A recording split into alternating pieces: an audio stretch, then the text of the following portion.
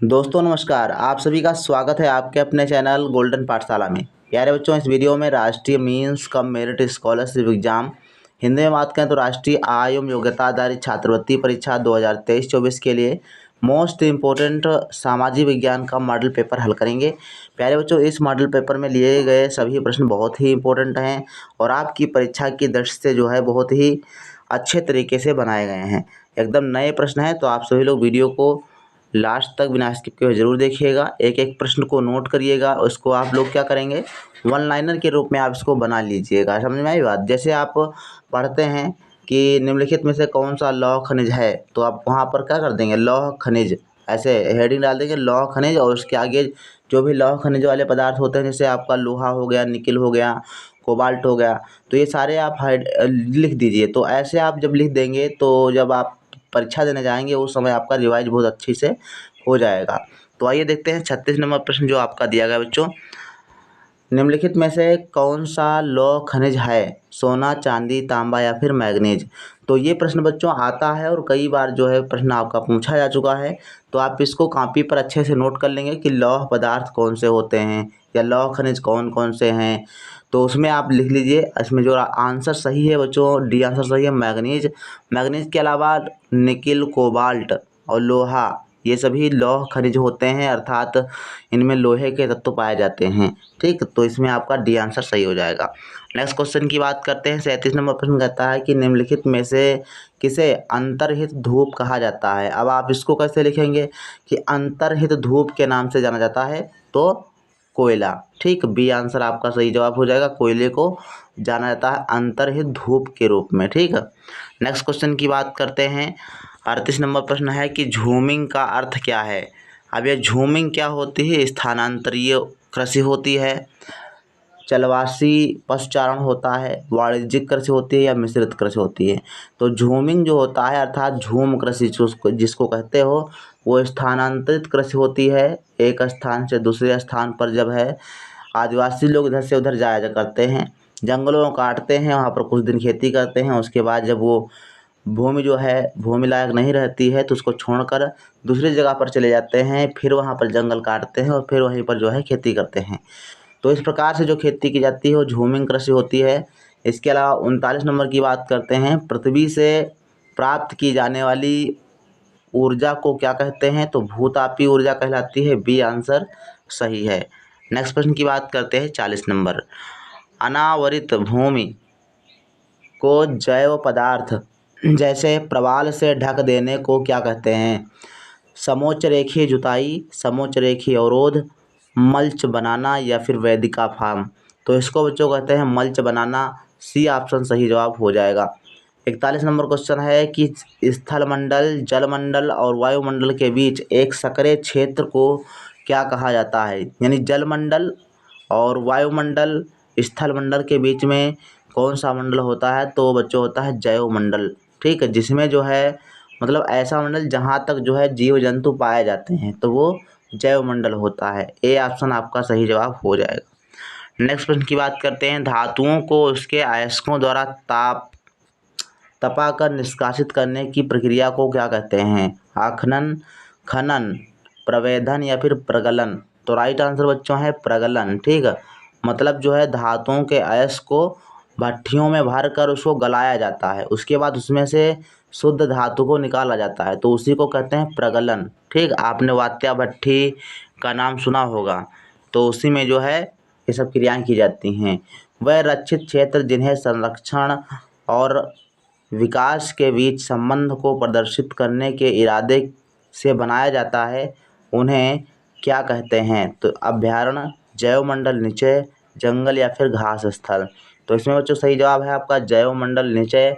B answer is the right answer. Next है 44 number question. दक्षिण Africa के शीतोष्ण कटिबंधीय घास स्थल को क्या कहते हैं। बहुत ही इंपॉर्टेंट प्रश्न है और इस प्रश्न के संबंधित कई प्रश्न मैं आपको बता दूं। जैसे आपका इसका जो राइट आंसर हो जाएगा शीतोष्ण कटिबंधीय घास के मैदान जो दक्षिण अफ्रीका में पाए जाते हैं, तो वो बच्चों कहलाते हैं वेल्ड। दक्षिण अफ्रीका में पाए जाने वाले वेल्ड कहलाते हैं और उत्तर अफ्रीका में पाए जाने वाले सवाना कहलाते हैं। ठीक, बी आंसर इसमें हो जाएगा। अगर उत्तर अफ्रीका की बात करेगा तो सवाना, दक्षिण अफ्रीका की बात करेगा तो वेल्ड। और प्रेरी घास के मैदान कहाँ पाए जाते हैं तो उत्तरी अमेरिका में, ध्यान रखिएगा उत्तरी अमेरिका में जो है प्रेरी पाए जाते हैं। पैम्पास अर्जेंटीना में पाए जाते हैं, कहाँ पाए जाते हैं अर्जेंटीना पे पाए जाते हैं। तो ये अर्जेंटीना कहाँ है तो दक्षिण अमेरिका में है। ठीक, तो इस प्रकार से आप इसको याद करिएगा। नेक्स्ट क्वेश्चन है 45 नंबर, वायुमंडल की सबसे ऊपरी परत को क्या कहते हैं। तो सबसे ऊपरी परत मतलब बाह्य परत तो हो जाएगा बहिर्मंडल, सी ऑप्शन सही जवाब हो जाएगा। ये क्षोभ मंडल वो मंडल है जिसमें सभी मौसमी घटनाएं होती हैं। और इसके बाद समताप मंडल की बात करते हैं जिसमें आपकी ध्यान रखिएगा ओजोन परत पाई जाती है जो हमारे शरीर से जो है पराबैंगनी किरणों से बचाती है। इसके बाद है नेक्स्ट क्वेश्चन 46 नंबर, सूफी संत के मकबरे को क्या कहते हैं। तो जो सूफी संत होते हैं उनके मकबरे को दरगाह कहा जाता है, बी ऑप्शन सही जवाब हो जाएगा। नेक्स्ट क्वेश्चन है 47 नंबर, विलय नीति किसने अपनाई थी, Lord Canning, Lord Hastings, Lord Ripon या फिर लॉर्ड डलहौजी। तो विलय नीति अपनाने वाले लॉर्ड डलहौजी थे, डी आंसर सही जवाब हो जाएगा। इसके बाद है नेक्स्ट क्वेश्चन 48 नंबर, किसके काल में दिल्ली सर्वप्रथम किसी साम्राज्य की राजधानी बनी थी। कई बार ये प्रश्न पूछा गया, तोमर राजपूत, खिलजी, तुगलक या लोधी। तो तोमर राजपूतों की सबसे पहले राजधानी दिल्ली थी और उसके बाद कई राजाओं ने इसको अपनी दिल्ली बनाई, वर्तमान में भी राजधानी दिल्ली ही है। 49 नंबर प्रश्न कहता है कि ब्रह्म समाज की स्थापना किसने की थी। वेरी वेरी इंपॉर्टेंट क्वेश्चन है।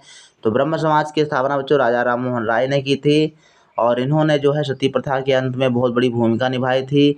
अंग्रेजी शिक्षा के समर्थक थे। तो इन सभी क्वेश्चंस को आप जो है ध्यान रखिएगा। रविन्द्रनाथ टैगोर ने शांति निकेतन की स्थापना की थी, ध्यान रखिएगा।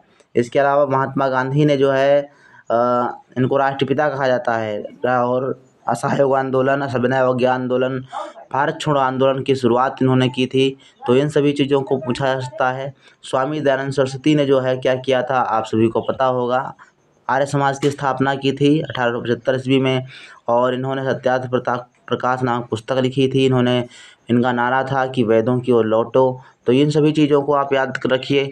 50 नंबर क्वेश्चन कहता है स्वतंत्रता मेरा जन्मसिद्ध अधिकार है और मैं इसे लेकर रहूँगा। ये नारा किसने दिया था तो बाल गंगाधर तिलक ने दिया था। ठीक, नेक्स्ट क्वेश्चन की बात करते हैं 51 नंबर, जलियांवाला बाग जनसंहार पर अपनी पीड़ा और गुस्सा जताते हुए किसने अपनी नाइटहुड की उपाधि वापस कर दी थी। तो ये महान व्यक्ति थे रविन्द्रनाथ टैगोर जी। ये आंसर आपका सही जवाब हो जाएगा। जब जलियांवाला जब बाग हत्याकांड होता है तो उसके बाद जो है बहुत दर्द होता है, बहुत पीड़ा होती है किसको, रविन्द्रनाथ टैगोर को। वो बहुत नाराज हो जाते हैं और जो अंग्रेज़ों द्वारा दी गई नाइटहुड की पदवी होती है उसको वापस कर देते हैं। 52 नंबर क्वेश्चन कहता है कि सविनय अवज्ञा आंदोलन की शुरुआत कब हुई थी। तो 1930 में इसकी शुरुआत हुई थी, डी आंसर आपका सही जवाब हो जाएगा। नेक्स्ट क्वेश्चन की बात करते हैं रामचरितमानस किसने लिखा था, बहुत ही इंपॉर्टेंट क्वेश्चन है। कालिदास, वेदव्यास, तुलसीदास या फिर ऋषि वशिष्ठ। तो तुलसीदास जी ने जो है रामचरितमानस की रचना की थी और कालिदास की बहुत सारी रचनाएं हैं, उनको भी आप ध्यान रखिएगा। जैसे आपका रघुवंशम हो गया, अभिज्ञान शाकुंतलम हो गया। वेदव्यास की महाभारत है, आप इसको याद रखिएगा। नेक्स्ट क्वेश्चन की बात करते हैं प्रथम मुगल शासक कौन था। तो प्रथम मुगल शासक बच्चों कौन था, बाबर था, क्योंकि इसने जो है इब्राहिम लोदी से जो है लड़ाई करी। पानीपत का युद्ध जो 1526 ईस्वी में हुआ था बाबर और इब्राहिम लोदी के मध्य। तो इब्राहिम लोदी हार गए थे और बाबर की विजय हुई थी और उसके बाद उन्होंने मुगल वंश की नींव डाली थी। तो पहला शासक यही था, ध्यान रखिएगा। 56 नंबर क्वेश्चन है अलवर किसके पुजारी थे। तो ये विष्णु के पुजारी थे, ए आंसर सही हो जाएगा। नेक्स्ट क्वेश्चन की बात करते हैं 56 नंबर, देश में एक से ज़्यादा स्तर की सरकार होने के को क्या कहते हैं। संप्रभुत्व कहते हैं, एकाधिपत्य कहते हैं, धर्मनिरपेक्षता कहते हैं, फिर संघवाद। तो सही जवाब बच्चों है संघवाद इसको कहा जाता है जब एक ही देश में 2-3 स्तर की जो है सरकारें होती हैं। नेक्स्ट प्रश्न की बात करते हैं 57 नंबर, राज्यसभा का सभापति कौन होता है, बहुत इंपॉर्टेंट क्वेश्चन है। तो राज्यसभा का जो सभापति होता है वो उपराष्ट्रपति होता है, ध्यान रखिएगा, इंपॉर्टेंट क्वेश्चन है। वर्तमान में उपराष्ट्रपति कौन है आप सभी लोग कमेंट सेक्शन में लिखिएगा।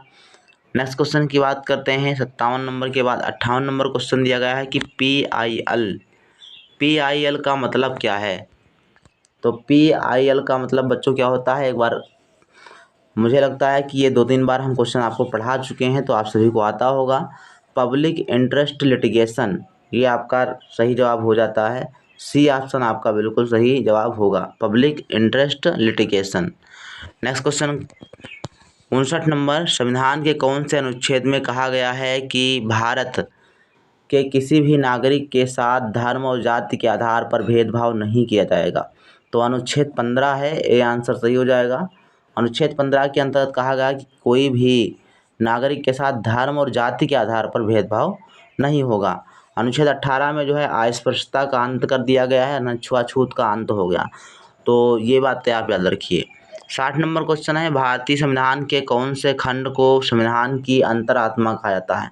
वेरी इंपॉर्टेंट क्वेश्चन है, आप इसमें कंफ्यूज मत होइएगा। अंतरात्मा अगर अंतरात्मा पूछे तो मौलिक अधिकार होते हैं। क्या होते हैं? मौलिक अधिकार होते हैं। अगर आत्मा पूछे, कहे कि भारतीय संविधान की आत्मा किसे कहते हैं, तो प्रस्तावना को कहते हैं। लेकिन अंतरात्मा की बात करेगा तो मौलिक अधिकार होते हैं।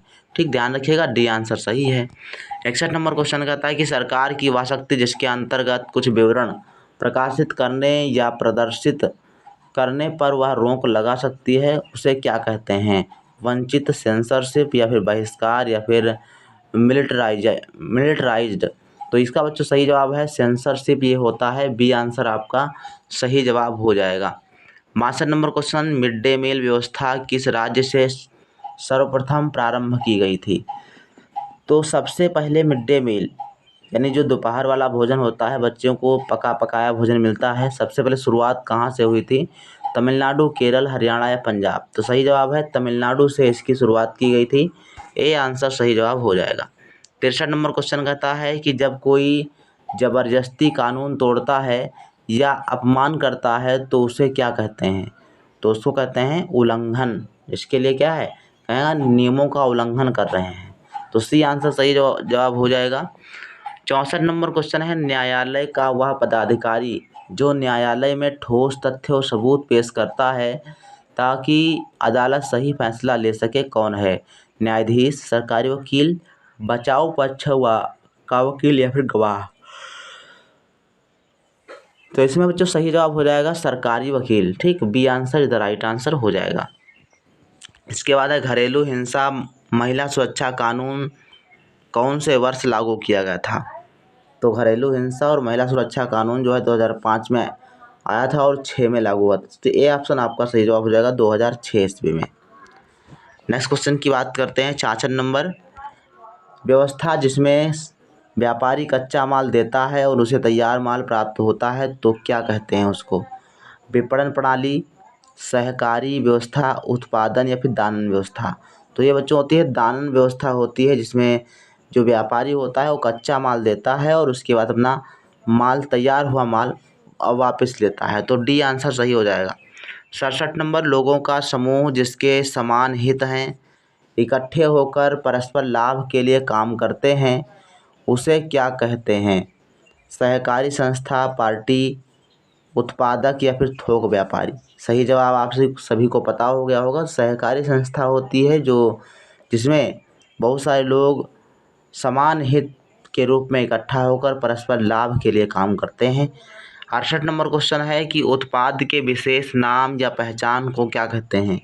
उत्पाद के विशेष नाम या पहचान को ब्रांड कहा जाता है। डी आंसर सही है। 69 नंबर है, वह सड़क जिसका भूमिगत निर्माण होता है उसे क्या कहते हैं? वह सड़क जिसका भूमिगत निर्माण होता है उसको सबवे कहा जाता है। डी आंसर सही जवाब हो जाएगा। नेक्स्ट प्रश्न है 76 नंबर और लास्ट प्रश्न है ये, चावल के उत्पादन में कौन अग्रणी है? चीन, भारत, जापान, या फिर मिस्र? तो सबसे ज़्यादा आगे कौन है चावल के उत्पादन में? तो चीन। ए आंसर आपका सही जवाब हो जाएगा। तो इस प्रकार से आपके ये रहे सामाजिक विज्ञान के 35 प्रश्न। एकदम अलग प्रश्न थे, आप लोगों ने देखा। इसी प्रकार से और प्रश्नों का हल देखने के लिए आप सभी लोग चैनल को सब्सक्राइब करें, दोस्तों के साथ अपने वीडियो को ज़रूर शेयर करें और मिलते हैं फिर नेक्स्ट वीडियो में। तब तक के लिए धन्यवाद। जय हिंद।